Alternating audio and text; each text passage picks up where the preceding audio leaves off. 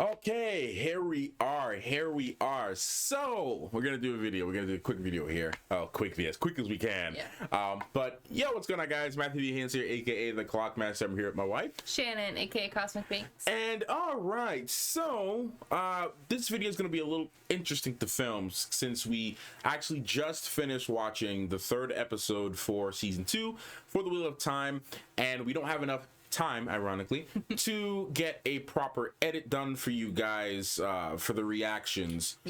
Because we have some things to take care of. Some family things we got to take care of today. So the reactions will be up on YouTube within the next 48 hours of this video being uploaded on YouTube. So with that in mind, we don't want to leave you guys hanging though. Yeah, we don't want to leave you hanging. We want to give you a little something. We have a lot to talk about. I wrote a lot of notes during our reaction, and this video is also unedited, so if the audio is not up to par with how it normally is on the channel, it's because of time. We don't have the time to get this thing edited and do all my voice editing and all that. We're spewing straight, no editing, editing, nothing. Anything. So yeah, just our thoughts and all of that stuff. It's just our general reaction, just our thoughts to kind of review all these episodes because there's a lot going on.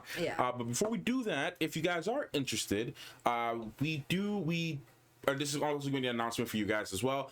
We film our reactions obviously as quickly as we can, and the full reactions go onto Patreon. So if you guys don't want to wait to see our reaction and you prefer to see our reactions before this video, before we have time to edit the actual reactions for YouTube, all 3 episodes are on a Patreon right now, the Cosmic Clock. The link is down below. So if you guys want to see our reactions to that, consider supporting the channel as well. All the full reactions to all 3 episodes are on Patreon right now as we speak. So consider joining, and I hope you enjoy the reactions. But if you don't mind waiting for the reactions, here's what you get for now. A lot just happened. A lot happened. In those 3 episodes, so I'm trying to still wrap my brain around everything. And you can see also too by the title that we did mention, we are non-book readers. Yes, so non-book readers. For those who are new to the channel, we have not read the Wheel of Time. That we're very new to the lore. All we have to go off of is literally season 1. All that we're seeing throughout, the 3 episodes here and the previous season. So that's about it. So I know some of the people on our old reactions might have helped explain explain some things, 1 or 2 things right, that they didn't properly explain in this, but overall we don't know anything. So that's just to give you some context as to where the position that we're coming from. So there's gonna be a lot of predictions and things that we don't know. Anything that we're saying is wrong or right, don't let us know if we're predicting. Just keep it spoiler free in the comments. Keep it as spoiler free as possible. I know some of you guys can't help it, and that's okay. No big spoilers. If you want to go into elaborations on certain things, I think that's okay. I think that's fine. If you want to elaborate some things you've already seen, I think that's good. But no major plot points. I feel like you should keep those out. Hey, guess what? Rand's dead next episode. Right? Yeah. That's not but if you want to explain something more in depth that they didn't touch on, and you don't think that they will touch on, but it's important to know, you can let us know. All right, so I wrote it down. I wrote all my notes down episode by episode, and we go. Do you think we should just kind of touch base on everything? Because there's so much, guys. There's a lot. We gotta. Our timer. Because we talk too much. So this could have been a 4-hour long video, but we do not have 4 hours. You don't have 4 hours, unfortunately, no. So we gotta keep ourselves on track here. So we're gonna talk about Nynaeve a lot. Yeah, she was a lot of stuff going on with Nynaeve. I wrote her down in my notes a lot. But in season 1, in episode 1, one of the first things that I remember, this obviously because it's still fresh in my brain, but what I wrote down was Nynaeve's resilience and her training in general. And everyone trying to find their way to teach her, because you're already teaching a fully developed prefrontal cortex, fully developed woman that is older than the whole crew, and and she's already past the age of the prophesied dragon, but she has these really strong abilities. How do you teach someone who's already set in their ways, right? And it's harder to teach. They already have a conclusion on you. They already have a conclusion on your organization. She already has a conclusion on how she already views the world and how she sees things. It's harder to teach people. The older you get, it is harder to teach someone who's already developed all of those types of philosophies. And it doesn't help that she is very stubborn. Yes. And very, if I can't do this, then there's no point in doing it. Exactly. So we saw that like all throughout the episodes. Maybe we should talk about just characters in general. Yeah. I feel like that might be easier because we talked about Nynaeve a lot. Well, I mean, we can move on to the different points that I have because I wrote down things about each character as I saw them. Yeah. So. But I'm saying that maybe we should just because we're talking about Nynaeve now. We mentioned her a lot throughout the 3 episodes. Yeah, I was gonna move on to the next thing from there. If you want, do you want to see my notes or do you want to just? Yeah, go ahead. Yes. No, I mean you can look at it if you want. I don't know what you wrote down. I know we talked about it briefly. Yeah. Like. Each episode, we will be talking about Nynaeve a lot. It's written down. But another thing I wrote down too was about Egwene's abilities, and she's another person that will come up. But just to recap episode 1, it was interesting to see, how much Egwene wanted to and still wants to excel and be accepted, and Nynaeve's resilience and stubbornness and drinking the dirty water. Yeah. Alana was like, look, you gotta no one leaves this room until they make a their Purina filters work, right? Like nobody no one's leaving until who can get some clean carbon filtered water. So Nynaeve was like, man, freak that, we drinking the sewage. So she just we gonna drink the unfiltered tap. Yeah, she just goes in her own direction completely. Like, if you're telling me to do something, but that's the Aes Sedai way too. That is the Aes Sedai way. And she doesn't even realize that it is. How much of an Aes Sedai she already is. He's like, that's a good point. That's a good point. Yeah. That's a good point. He said, I can't leave till I drink the water. You didn't say it had to be clean. You didn't say it had to be clean. You know what? That's a good point. That's something we didn't touch on in our after episode reaction. I'm just thinking about it now. I'm like, that's kind of an Aes Sedai way of thinking. It is an Aes Sedai way of thinking. Yeah. That's something Moiraine would do. Oh yeah, absolutely. Moiraine would totally do something like that.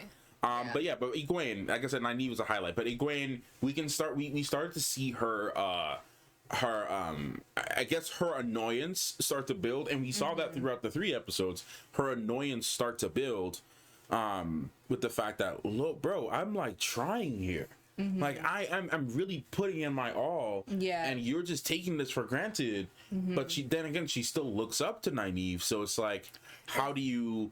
Yeah, go ahead. No, I'm gonna say, especially in the sense that they're saying, "Oh, you're great. You're better than most people. Yep. You have more power than most people, but you're not as good as Nynaeve." Yes. It's a comparison. It's especially when Egwene looks up to Nynaeve as a friend, as an older sister, almost a mother figure in a way. It's always like even a regular sibling. Like, people look up to their older siblings, and they want to be like them too. Exactly. But it never feels good to be compared to your sibling. Exactly. It's like, will I ever have a place to shine? Yeah. I don't understand that because I'm the eldest. I'm the eldest, so I wouldn't really understand that. You might have a better understanding maybe. I know my sister has expressed that at times. My sister, Miss Milky Way, by the way. We're going to be doing after discussions with her on Chan's channel, whether it's a live stream or pre-recorded thing like this. So subscribe for that as well. But like, it's a good point you're making though. Like, Egwene, it's like, here's an older sister, I'm constantly being compared to her. Like, will I ever live up to her? Will I ever be in that realm of meeting those standards? Yeah, and she's just trying to find her own place, and just kind of figuring out who she is to become. Exactly. So it's kind of hard to do that when you are being compared. Yeah. And comparing yourself. Yep. And constantly feeling like you're not good enough, but you're trying hard. Exactly. And so That's another thing too. So I'm not gonna touch up on the Horn of Valyria. I wrote that, but that's whatever. Yeah. But then we saw multiple people in that episode. So we're gonna get to Perrin, and we're gonna talk to Perrin a lot too. We're gonna try to. Yeah. There's so much to talk about. How do we even like? Perrin's been going through a lot. Yeah. Cause I know we have touched on this in the reaction itself. We were like unraveling. But we met the Elyas. We didn't meet Elyas till episode 2. We met him in episode 2? Yep, we met No, actually, no. Incorrect. It was episode 1. We met him in episode 1. I wrote some. Yeah, we met him in episode 1. Okay, we met him in episode 1. Yeah. And we were kind of theorizing that, you know, Perrin's abilities could be enhanced. Yes. By being around him. Yes. You know, the whole idea that, like, wolves travel in packs. Yeah. And, because obviously we didn't know that there was anyone else that could, have that ability. Yeah, exactly. So we thought Perrin was like unique to that. Right. So the fact that there is somebody else is kind of making me feel like, you know, Perrin might be able to have some more abilities. And we'll talk about later on episode 3 because I have other stuff to say about that. Yes. But to touch on that though, that's when we started to see Perrin have his first type of vision in a way. Because they all had a vision of some sort back in season 1 when they all had a dream. They all had the same dream of that, and even before we get to that too, I don't even know why I didn't write this down, but Moiraine, we do need to talk about Moiraine a little bit for episode 1, and throughout the episodes we start to see that like everything she thought she knew, throw it out the window. Oh yeah. Throw it out the window. Because her life has just completely changed. Like, she's in a completely different spot than she was in first season. Yeah. So, obviously, stuff is going to change. Stuff is, you know, going to be different for her. Yeah. So, it's just how does she go forward?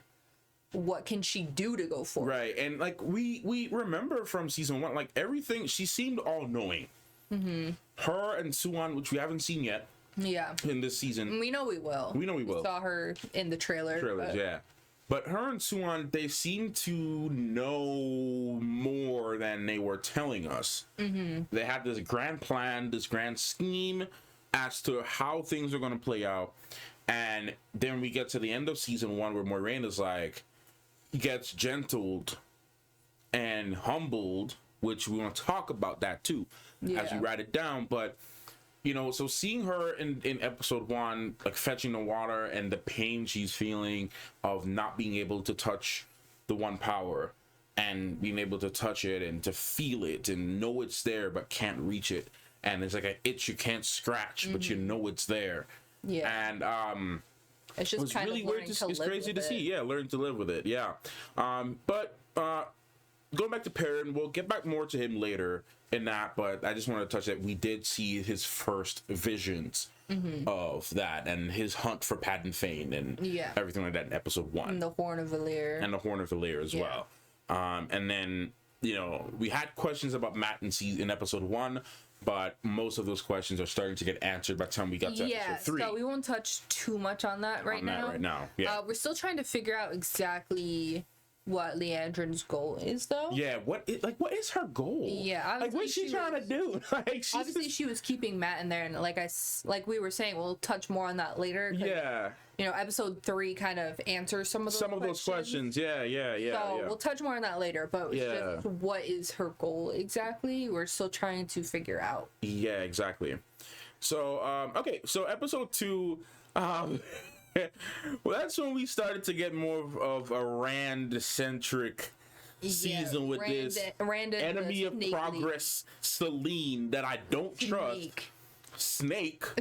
Okay, if you see our reaction to that trailer, you already know we don't know much about her, but we don't trust her. She doesn't look trustworthy. Like you know what she looked like, bruh? She looked like she smelled like a Hot Topic Karen. You know. Not the Hot Topic. She look like somebody that go to Hot Topic and will complain that their shirt ain't there and blame it on the poor cashier because her favorite black tea isn't there, And you know, she also looked like too. She looked like she would go and complain to Sephora too. She looked like she would go up in Sephora and complain her coupon ain't working, right? And have her eyeliners out of stock, right? She look, y'all. I live in New York, so I seen a lot. She also looked like one of these Manhattan ladies that be living up on the Upper East Side, right? That if you only look at her poodle wrong, you gonna hear it from here to Timbuktu. You're gonna hear it, bro. So the fact that Rand is putting this all in this poodle having person, right? I'm a dog lover and cat lover, so no disrespect to the poodle owner, but bruh, she looked like she like shops. She does her whole grocery shopping at Pret. That's what she. If y'all from New York, y'all know what Pret is. Y'all know what Pret is. Okay, the things I can say about this lady. She just looked like a lady in Manhattan. Look like a Erewhon lady. Look, man, don't trust this woman, bro. Don't trust this Celine person. And the fact that, you know, she kind of has Rand wrapped around her finger. Yes. You know, we're going to talk more about that later. Again. She doesn't, she will stand in that line for that 2% discount, and she will never leave until she gets her 2% discount. Yeah. On her eyeliner. Okay? Yeah. It is very concerning just how she is with Rand. It is very concerning. I'm concerned for my boy, bruh. Yeah, like, I swear, if we get to the end of the season and there's just like, she's just a chill person. Yeah, she's just cool. She was like, no, I just actually care about you. Right. Like I'm in love with you. Right. And the fact that she owns a bar, I don't trust that. Right, I don't trust her, man. I don't trust nobody that own a bar. Look, I told you the recipe here. Brunette, blue eyes, pale skin, own a bar. Name Celine. Done. Don't trust. Done. Don't trust. Anyways, so we spent way too much time on it. We spent like a good 5 minutes. Well, we also got to talk about the fact that Rand is a healthcare worker now. Yep. But that was all to get the inside scoop on everything. I hate to make a stereotype here. Mm-hmm. But I'm gonna, because most of my friends that are healthcare workers, that are guys, all got the shaved head and the bald the bald head. The amount of times I've seen that though. Look, shout out to our healthcare workers. Yes. Love y'all. Yes. Y'all are heroes. Y'all are strong. But I mean, y'all got time to be taking care of your hair. You're out here working. You don't got time to be taking care of your hair. You gotta be out. You don't got time for this. Yeah, you're working. You're working out here. You're doing stuff. So he looked the role. He fits the role. Exactly. You know exactly. And bro, look, especially like the healthcare workers that work in the senior homes. Yeah. Them dudes be strong. Them dudes be jacked, bro. Them guys, them dudes, they gotta be lifting elderly. Yeah, they gotta lift elderly people. Make sure nobody falls. So they gotta be about it. They gotta be out here like Olympians, bro. Nobody plays straight up Spartan or nothing, bro. Greek goddess or nothing. That's it. Greek gods or nothing. That's all it is. So Rand, because Rand is chiseled, medizzled, right? Yeah. Dude is out here looking like a sculpture. Hey, Rand is leveling up. You know what I'm saying? Rand got the soldier buff, and he just enabled Marine, and just like when he was building his character, just pressed like Marine as his base buff. And that's pretty much what was going for him. But anyways, yeah. It's getting so sidetracked. You're getting so sidetracked. That's why we have a timer and notes. Yeah. So anyway, we'll touch base a little bit. We'll get back to Rand and this lady. But Moiraine and Lan's connection severed. Yeah, man. But we're talking about episode 2 though. We started to see the strain. Yeah, no, that's what I'm saying. At the end of episode 2 is when everything happened. That's when they separated.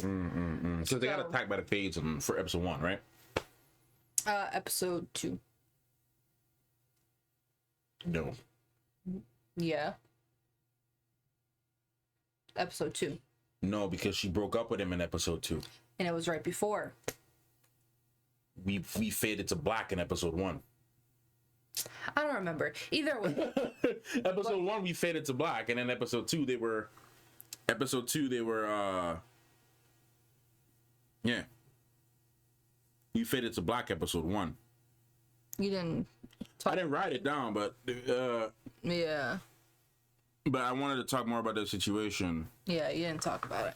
So no. I don't remember which episode it was. They faded to black in episode 1. Okay, well they faded to black in episode 1. No, I have to prove it now. I think it was episode 2 though. No, man, because she broke up with him in episode 2. Wounds were already healed at that point.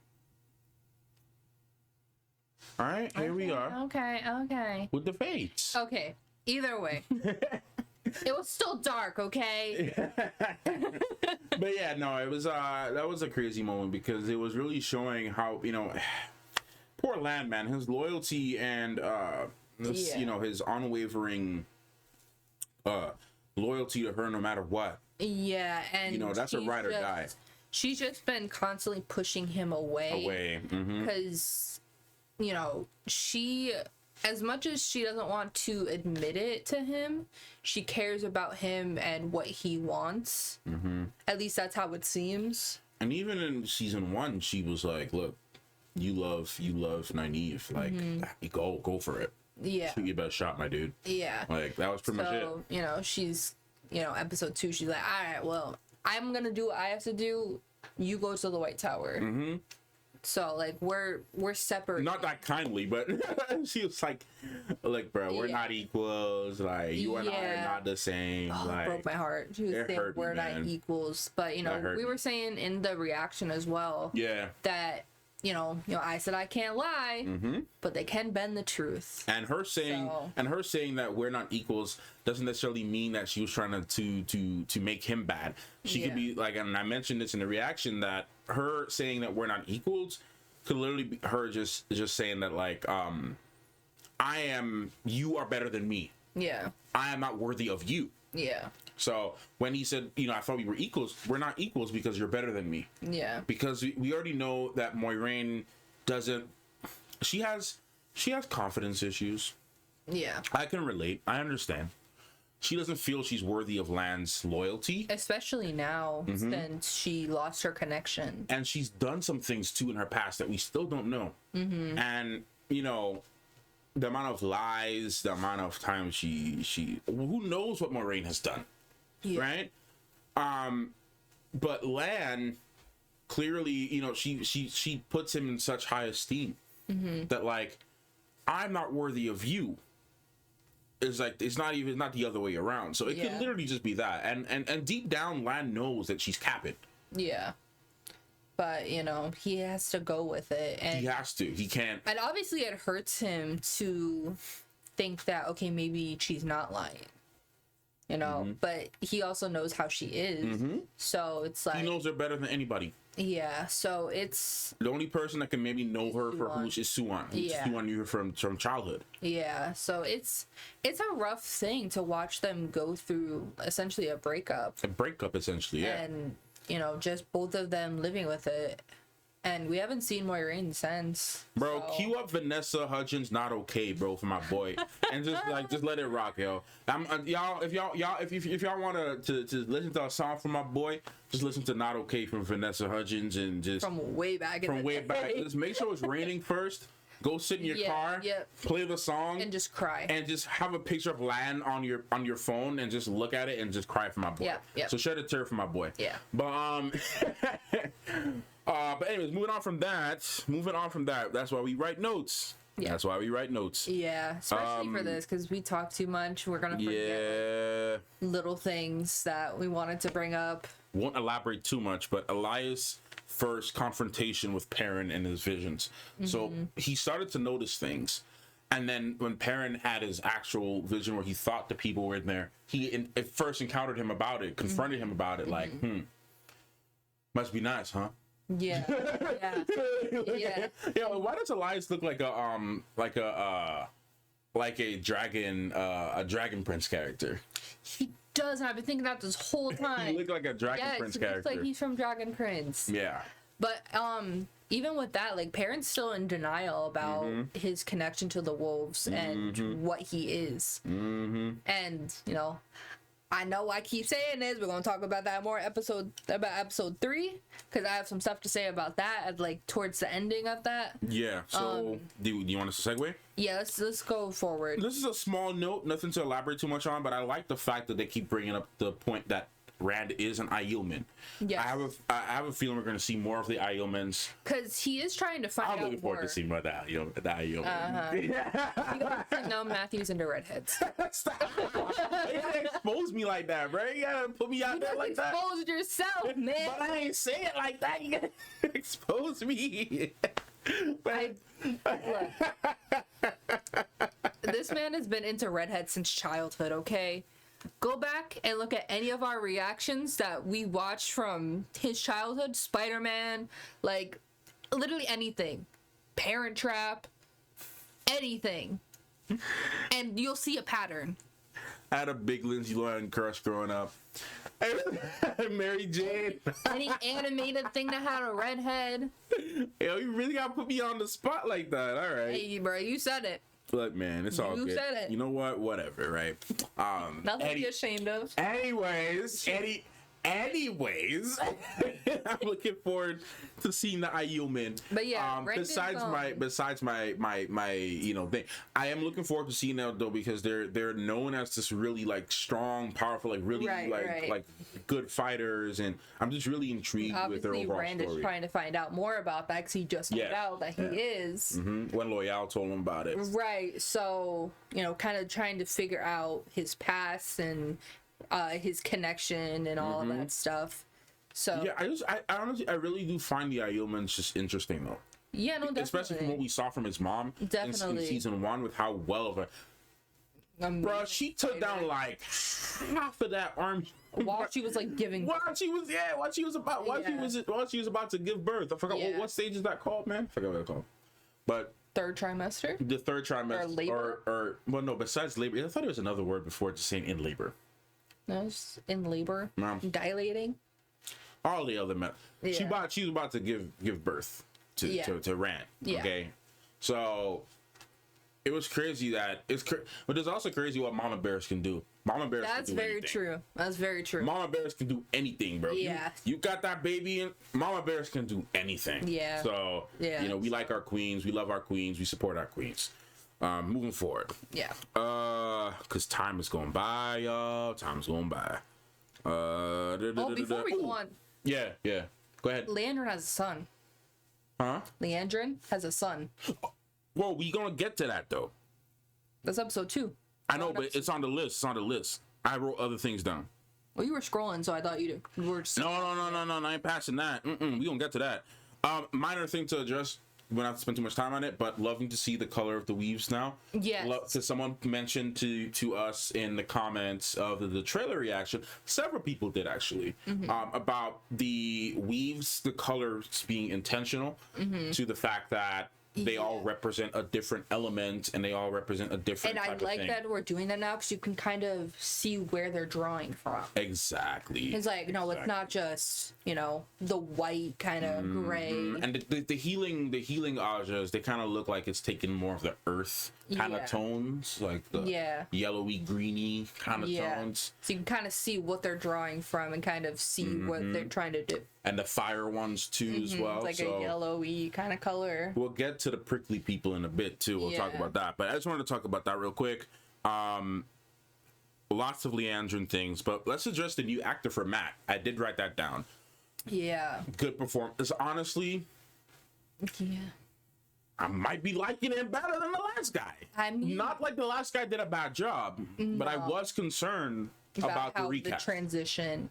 Yeah, but I think he's actually doing a really great job. He's leaning into it. Amazing. He's capturing the essence perfectly. Yes. And it doesn't feel too different. No. Like, he's adding his own swag to it too. Yeah, but the first 2 episodes, as we're talking about that now, I'm like, I barely even noticed. Yeah. So it was just such a smooth transition into Mat that it just felt very natural. Good recast. Yeah, very amazing recast. And I am looking forward to see how he develops. Yeah, definitely. Develops the character more. Definitely. For whatever reason, the first guy left.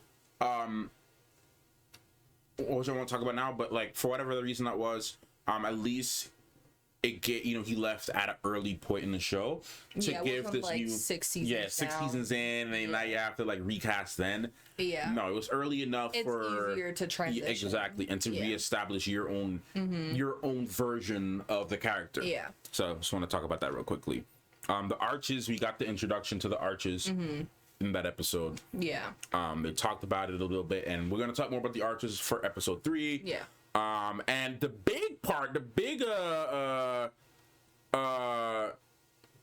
before we get to that, the Liandrin's son. Yeah. So yeah, just because we had talked about like last season, like Moiraine was saying like, oh, I know about that man, but she didn't know who he was. So we found out that it's actually her son, which is really interesting to see because we saw her despise men. And so it kind of speculating that she was like assaulted in some form. Yeah, because I thought she was being a hypocrite. Yeah. At first, and just lying like, oh yeah, she got a whole boot thing on the side. Right, but no, I think her story's dark. Her story's very dark, and that's like the first look into why Liandrin is the way she is. And from that point forward, I've been kind of viewing her in a different light. I'm honestly, her character is really growing on me. Because she's very complicated. She's very complicated. She's complex. Yeah. She has her own motives, but she's also justified, I feel. I guess one way or the other, all of the Red Ajah can connect in the fact that they've all been done wrong by men somehow. Whether it was a father, brother, husband in the past life, boyfriend, whatever it was. Yeah. They all have a reason, and I get it, and it's justified, I feel, for their perspective. Now, I'm not saying that, like, you have to just go and judge all men on the same merits, because not every man, for lack of a better word, is an asshole, right? Like, not every man is like that. Not every man is gonna take advantage of you in that way. However, if that does happen to someone, it's understandable why they would hate men and despise them, and I completely understand. Yeah, and I don't know... I don't necessarily know if Liandrin despises all men, because obviously she has a son. I mean, but that's her kin, though.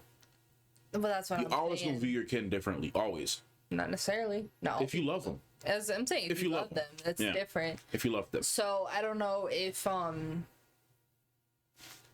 we obviously don't know her full relationship, but she obviously seems to care about him like very dearly. Like, she's been taking care of him in the shadows all these years, and and it also shows how old she is. Oh yeah, because they had even mentioned earlier in the episode, they can live for like thousands of years. She's got to be in her mid to late hundreds. Yeah, because her son is like at least 80. Maybe between the ages of 60 and 80. Yeah. He's old. He's old. Yeah. And for her, I mean, we also don't know how young, if she was assaulted, we don't know how young she was. She did mention that in the last season that she was, you never know what, men could do to little girls. Yeah. So we don't know how young she was. We also don't know if it was a recurring pattern. And she just fell pregnant one time. Yeah, we don't know exactly. We really don't know what happened. Yeah. But music. That was to feed our cat. Yeah. Hopefully I don't get copyrighted for that. It should be alright. If it gets copyrighted, I'm just have to cut that part out. Yeah, but it should be okay. Yeah, let me just take off all the sound, because... Yeah, I don't think there's any more alarms. But oh my god, really, because YouTube copyright be tripping with that, bro, with the music. Yeah. Oh my lord. But that the whole thing with her having a son makes me think that or not makes me think, but it makes me wonder if she ever had any other children, or if it was just him. Because from how she reacts to him, it could have been just him. Just him, yeah. I feel like, sorry. I didn't mean to cut you. No, go ahead. You're fine. No, I was just thinking. I was trying to place her age. I don't want anyone to tell us. Yeah. But I feel like she has to at least be, because if he's between 60 to 80, she has to be between 120 to 180 or to 170. She's at least over 100 years old. She's over 100. Yeah. No, hands down. Yeah, exactly where, I'm not sure. Because if she, it depends on how young she was. Right. Youngest, I would say between 10 years of him. So if he's 60, she's about 80. Yeah. If he's in his 70s, she's about. If she was younger, if he's in the 70s, then she's between like, because I'm also 90 to 100. I'm also looking at the age that she is kind of stuck at, for lack of a better word. And she does look a bit older, at least in her 30s to 40s. Well, she's slowing the aging process down, so yeah, it's probably we don't know how many years is slow behind. Oh, that's why I'm looking years behind. Because I mean, they said they can live for like thousands of years. I mean, we've known that now with the Forsaken, which we'll talk about. Yeah. Let's actually move this along, because we do have a cat to feed. Can't have her not eat. We can't have her eat too late. Yeah. Try to keep this next part under 10 minutes. A lot is happening, so it's kind of hard to not talk about it. You can, if you want, because I don't actually don't want her to eat late, and we cannot pause this at all. So, and we're not editing this. Yeah. So, if you want, you can elaborate more on what you were just talking about really quickly while I just try to go feed her real quickly about Liandrin. I mean, we can just keep. It should be all right. I don't know if there's something else you just want to elaborate, just so they're not sitting here for like 5 minutes. I mean, there wasn't anything else I was trying to talk about just now. You can talk about.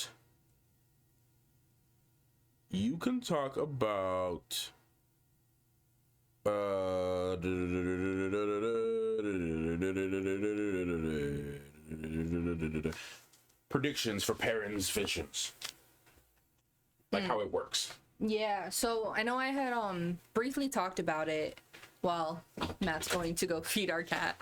I know I had briefly talked about it when I brought up earlier about Elyas and his connection to Perrin and that whole situation. We had briefly touched on the visions, but we kind of because they did see a vision episode 1, but it wasn't as strong as the second one in episode 2 when they were in the village.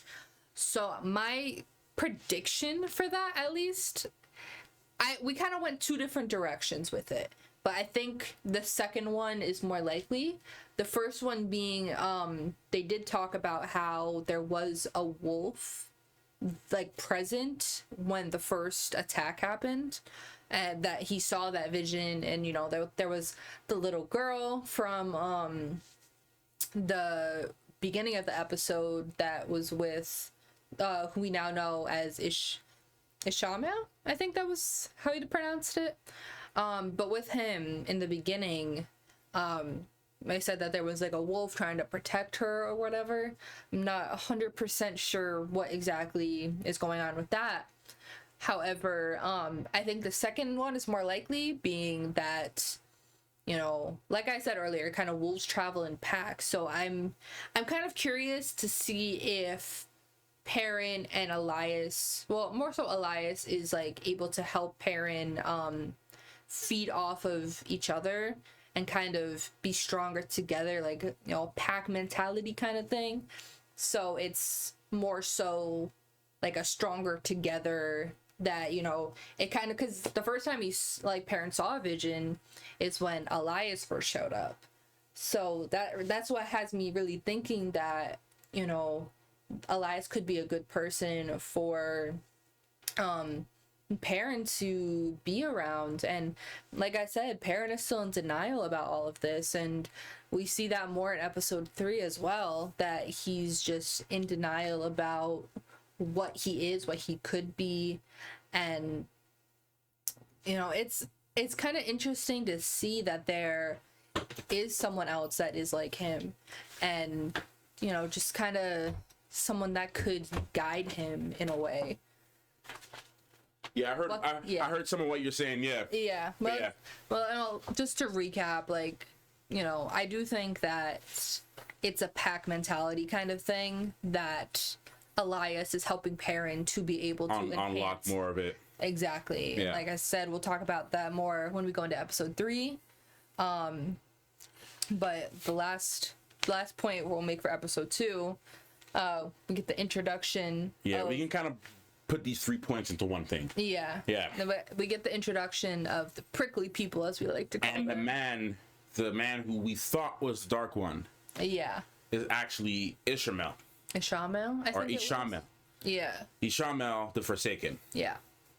So that was kind of a crazy moment because it was like Lieutenant for the Dark One. Moiraine was saying, in the Eye of the World, we didn't kill the Dark One. We unleashed his strongest lieutenant. So, yeah, all of that is really insane. And Perrin is coming across the prickly people. The prickly people. Yeah. The Seanchan. Seanchan, yeah. But we're gonna still call them the prickly people. Man, they're a force to be reckoned with. But yeah, they're scary. Learning about the Forsaken group is what really intrigues me, because it's this group of people from different parts of different groups, and they're strongest channelers. They're strongest channelers that we know of. And we know Ishamel is the leader, or at least a leader in there, because he was the only one with his mask off. And we know Padan Fane is a part of that. You know what? So after that, I don't know if the mask or the cover being off is a sign of that he is the leader. I mean, he is the the lieutenant, strongest lieutenant. So. But it could be a thing where whoever has the floor can show their face or something like that. It could but be. There is the point that he is the lieutenant. So I mean, he does carry a lot of weight. Yeah, but we can even segue into the episode 3 because it kind of starts out with what happens with the prickly people with Perrin. Oh, that was wild. Yeah. That was so wild, guys. Yeah. Oh my lord. Whole bowing and man, wait till you see our reaction to that scene in episode 3. Episode 3 in general was very intense. Episode 3 was wild. Very intense. Very wild, man. Yeah, I forgot his name. Uno. Oh man. Yeah. My brother, man, my Scottish brother. Yeah, he did not want to back down. No, like bruh. People can say anything that they wanted about him, but they can't say he didn't stand for what he believed. He stood for what he believed in. They literally forced him to bow. Yeah. But that was very intense. Very Game of Thrones.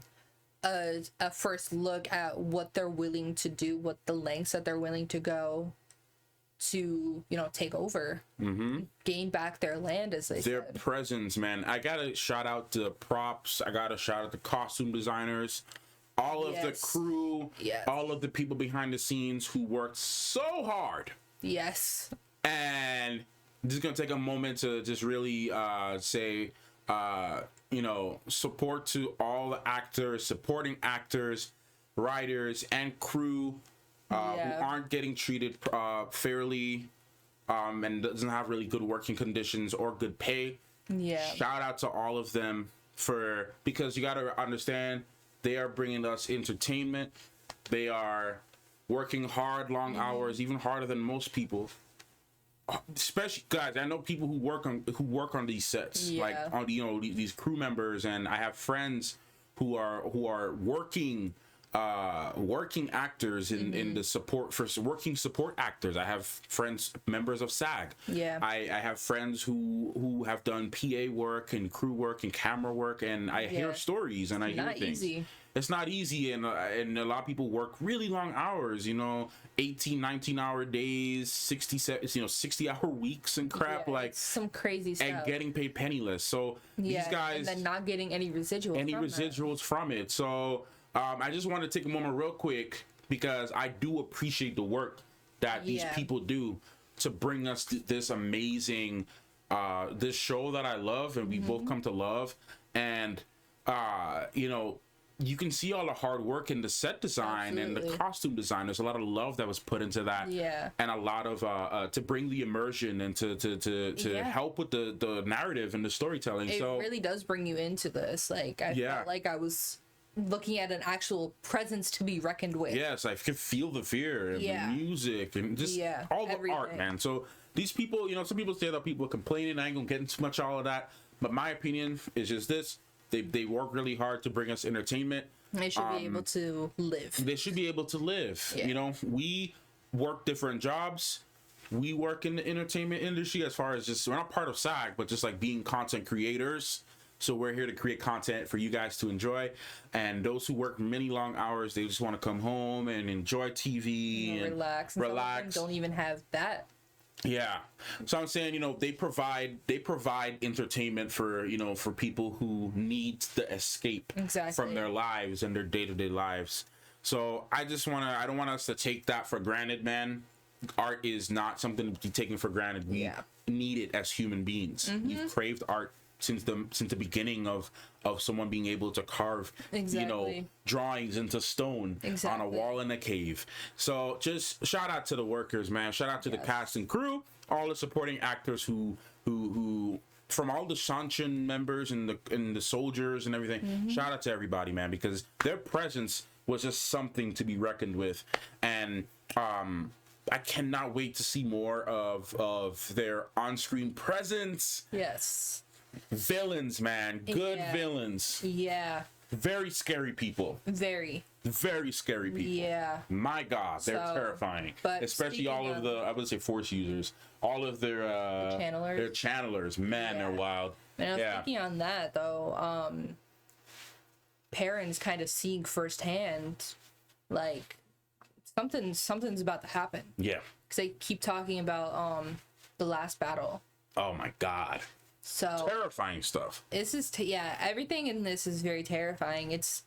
They're definitely taking last season and jumping up the horror and the consequences of what can happen. The real fear. It's more than just the dark one here too. Exactly. There's individual players they you can be afraid of. Released everything. Right. So Lady Suroth, man. Lady Suroth. AKA, I have her in my notes, AKA Prickly Queen. Yes, Lady Suroth. High Lady Suroth, Prickly Queen.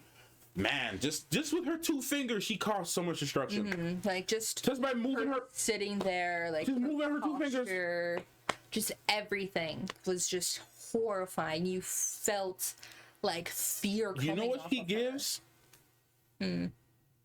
Season 7, early Negan. That's the kind of fear she gives. Yeah. Her presence alone is giving that kind of fear that Negan brought in season 7 of The Walking Dead. Absolutely. Negan just got to be on screen. And you're afraid. Because you don't know what he's going to do. Exactly. You're like, what, is this guy going to like bash my head into a wall 2 seconds later? One act alone of Uno's head being was enough for me to be like, okay. That's enough for anyone to be afraid of what they can do. Yeah, it was that wasn't even one of their channelers. Right. That was just one of their soldiers. My lord. So their channelers are terrifying. We can spend another hour just talking about them, but we won't get any more into that right now. But we said we were going to talk more about Nynaeve, so let's go ahead. Yeah. Nynaeve's challenges as she went through the arches. Yeah. Oh my lord! The first one about her parents. Yeah, and it really came full circle if we were thinking about it. But oh man, how poetic is that, huh? She had talked about it, but just actually like visually seeing it. What happened to her as a child is terrifying. Horrifying, and just watching, you know, her heart break all over again. You know, and we thought that was gonna be it, but then no. You know, it's like, okay, the next one comes, and we didn't even get to see that one. Yeah, no, the second one. No, I'm saying the second one we didn't get to see. No, yeah. We didn't even get to see it because she went in and came out, and she didn't even remember what happened. All we saw. No, that was the third one. No, you're right. And that was the third one. We realized after. Yeah. What was the second one?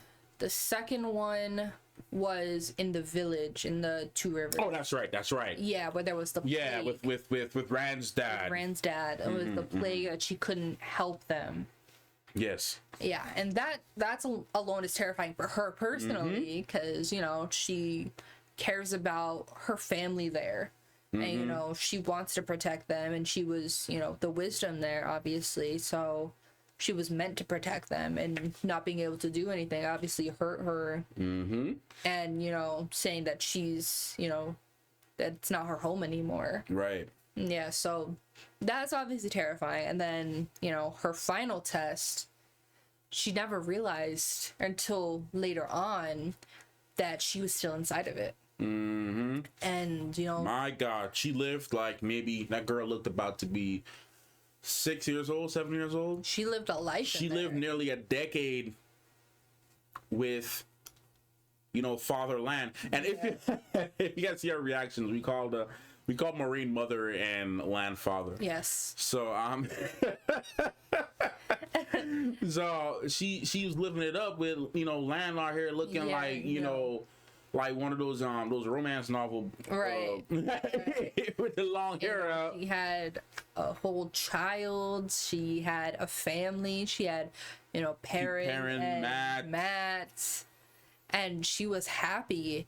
And then we discovered her biggest fear is losing all of that. And her biggest fear is happiness. Yeah, because she's afraid of what comes after. She's afraid to be happy. Yeah.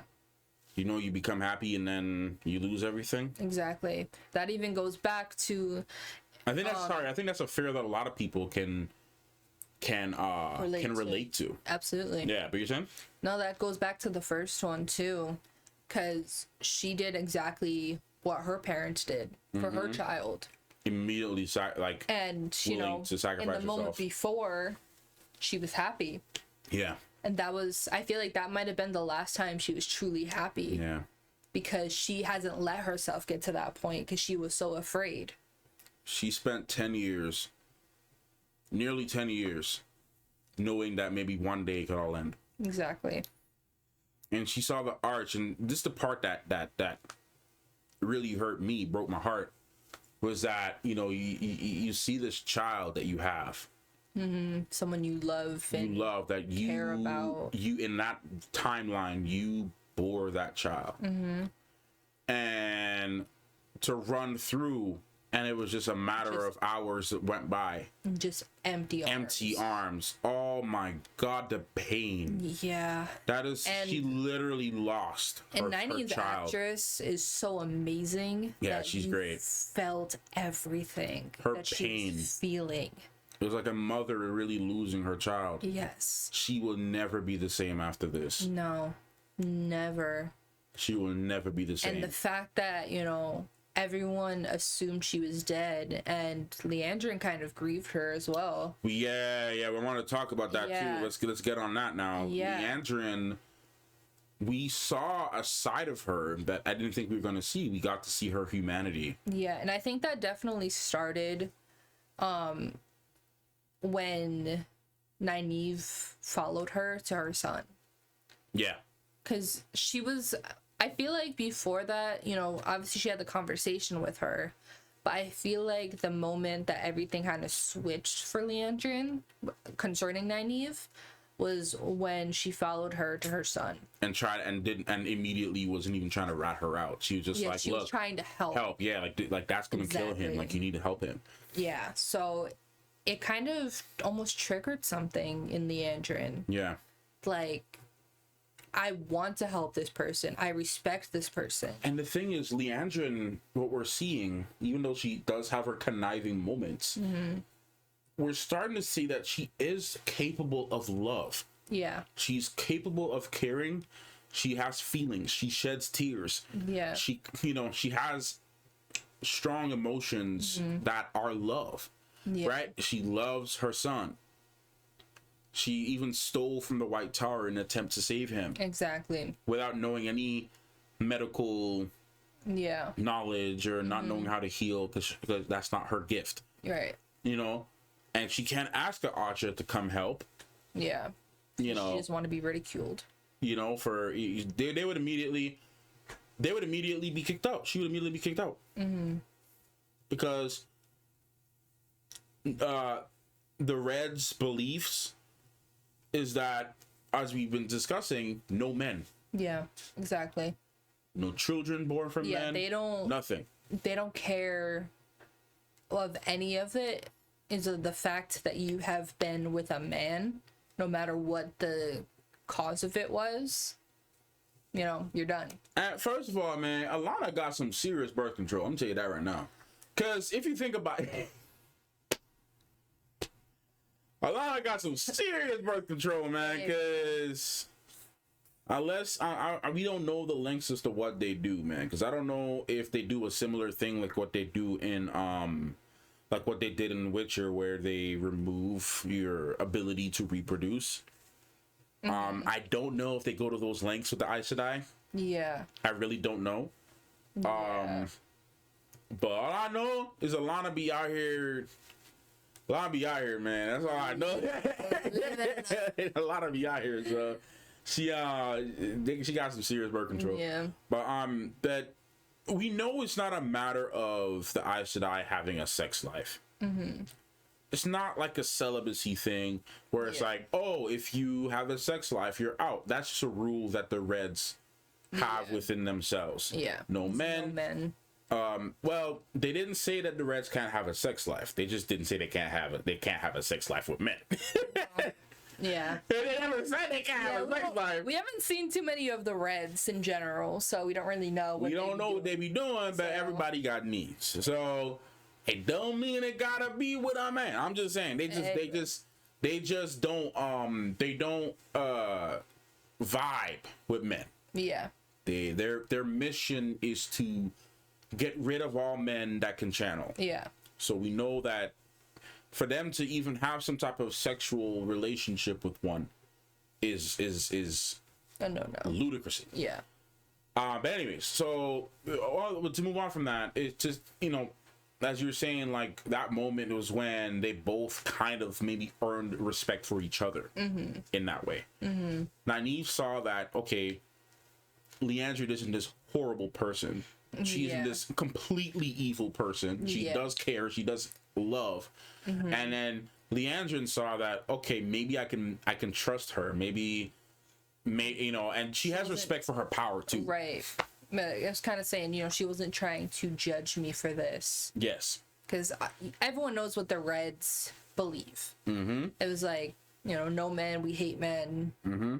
But, you know, Nynaeve saw that, you know, she had a son, and she was like, I want to help.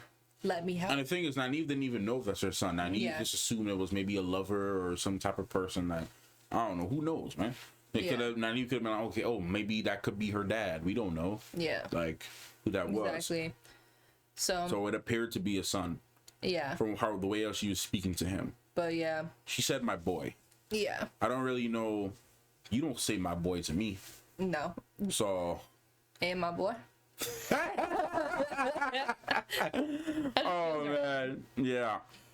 So to wrap this up, because of time, we unfortunately have to wrap this up. I did want to make one more point about Perrin that I wanted to discuss in this one. I have 5 more things I need to talk about. We don't have time, bro, because there's more stuff with Rand and Logain, and you know, the poodle lady. Briefly break it down. Rand is talking to Logain, and that kind of spoke to Logain. Yeah, he spoke to Logain. That triggered him to be able to let go and channel. Sorry, bro. Logain really gave him a Final Fantasy 14 or Realm Reborn quest, bro. Right, go get me this literally wine. Sent him to go get this wine. The amount of times I've had a quest like that in freaking 14 and ARR quests. He really gave him an MMO quest. Yeah. That was the most MMO Final Fantasy 14. Just to waste half of the wine. Waste half of the freaking wine. Send him to just do his chores. Either way, point of that whole thing being he released. Oh man. He released and he can channel now. Yes. So now we still don't know if that bad mind scene with him and the poodle lady was real. Yeah. We don't know if poodle lady. We don't know if you know what? Nah, she's not a poodle, bruh. she the owner of a Pomeranian. Oh gosh. She the owner of a Pomeranian. That's who she the owner of. So Poodle and on Pomeranian. But anyways, point is, we don't know if that sex scene where he was like, and she's like, I'm not afraid of you. I'm not afraid of you. Yeah. Like toxic sex scene, like some Wattpad stuff, man. This is wild. Like this was some YA novel, type nonsense. So we don't know if that was real, if it happened. Or if it was just a dream. If it was just him having a dream, and then because the way how she ran in. Yeah, it looked like he woke up and was just, the roof was just on fire. Yeah. Because he had channeled it. He channeled it. So we don't really, that part wasn't necessarily clear, Yeah. But she was toxic. Oh man, if you leave me like that, I'll kill you. Oh my God. Right. Bro, leave. Get out while you can, bro. Bro, she looked like the girl in Get Out. She doesn't like the girl and Get Out. Oh, she looked like the girl and Get Out. Get out of here. Oh, their features are very similar, like the sharp jawline, the sharp nose, the sharp features. Yeah, but anyway. So that was that. Mat being tricked. Yeah. By Liandrin, so this is where she's back to do her little trickery. Using Lynn for whatever reason. I thought it was Min. I thought her name was Lynn, I think it was Min. Is her name Lynn or Min? I think it's Min. I could have sworn her name was Min or Lynn. I thought it was Min. But either way. Yeah, while I look up the cast. Her Liandrin using Min Lynn. Yeah, we don't. I believe it's Min, but using her for some purpose for Mat that we're still trying to figure out. It might be Min. It says Elmindra. Yeah, so it's Min. So it's probably Min. Yeah. My bad. I thought it was Lynn. Yeah. But Min. But yeah, so we're still trying to figure out what Liandrin is using her for and like what her whole goal is with Mat. Because her story wasn't adding up. Yeah. How she just, because we saw her leave there. And then she was there and now they captured me. Yeah, and she didn't even know why she was there. So it was very weird that, she was just there. So, yeah, obviously Liandrin's using her for something for Mat, if it's to observe him, if it's to try to see what Moiraine. Yeah, she wants to know what Moiraine, what Moiraine needed from him. Why, though, is the real question that we're still trying to figure out. So we'll see that, throughout the episodes. Yeah. But yeah, one more point I wanted to touch on specifically. At the end, Perrin met Ishamael and kind of was speaking with him, and obviously he got out with Elyas. Can we just talk? I love how beautifully diverse this cast is, by the way. Yeah. So many beautiful people. Yes. But yeah. But he got out with Elyas, and I think that is very important because it seems to me that, Elyas sent him with the wolf, he'll tell you where to go. And I feel like the next few episodes is going to be Perrin training, learning to... About to be like a Morgan training sequence. Exactly, learning to capture it, learning how to control it. Because in episode 2, Elyas is saying this is like immediately confirmed your point in that moment, that, they're not your pack, Yeah. Yeah, exactly. So I think that's going to be very important for Perrin. And Ishamael knows his powers and literally dropped a Palpatine on him. Yeah. And said, I'll be watching you with great interest. Yeah, watching your progress. Your progress with great interest. Yeah, so, Ishamael is looking for him, looking to see what he's doing. And how he can use him. Exactly. And he was like, the more you become a wolf, the more you're mine. Exactly. So, on one side, it's good that he's learning how to, control it and how to use it. But on the other side, Ishamael's like trying to get him. So there's just a whole lot going on. And the way how the Seanchan weave, how it looks. Yeah. Man, they're so powerful. Oh yeah, you can just see. They're so strong. You can see the power coming from them. They're so strong. It's like effortless and less also, effortless in the Aes Sedai. Man, we didn't even touch on this, so we don't have time now. I wrote it down in my notes. Elaine, man. Elaine Turcan. I ain't got time to talk about her, man, because her introduction is very interesting. But Egwene's power is starting to rise. She's starting to learn how to control it a little more. Yep. How to, Egwene's just really got to find her own here. Yep. So, but she's getting powerful. She is. She's slowly getting more control. And next time we meet Chalvala, it's gonna be over. Oh yeah, absolutely. But yeah, I think we should wrap it up here, guys. We have much more we want to talk about. Yeah, and 1 hour time. 1 hour doesn't do all 3 episodes justice. Yeah. It really should be a 3-hour discussion about all these episodes. Going forward, we'll be able to talk more at the end of the episode. Yeah. Like as we go on, and obviously breakdowns and predictions. And, the after parties. Yes. So we'll go more into it, but unfortunately we have to end this here. So yeah.